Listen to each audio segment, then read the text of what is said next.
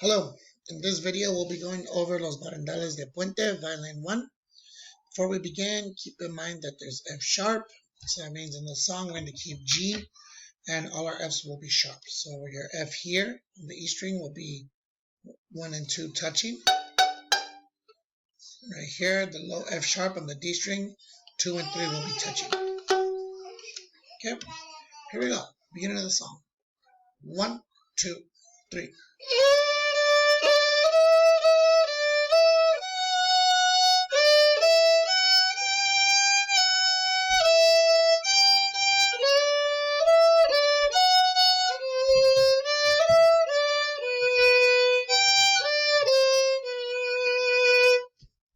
In the next part, we'll have 10 break rest, and then we'll have one phrase on measure 28, and that goes like this.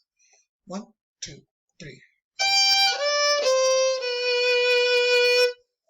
And then the ending, which is down here by the coda, and it goes 1, 2, 3, 1.